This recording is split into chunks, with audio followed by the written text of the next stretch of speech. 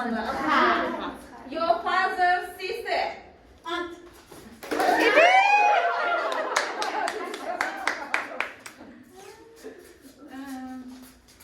Your husband's father. Yes. Grandfather. You were right. It was grandfather. Your husband's father. Your husband's father. Evet. Your Husband, Let me think. Your husband's Father. Who has your father? You're right. and your father's father. That's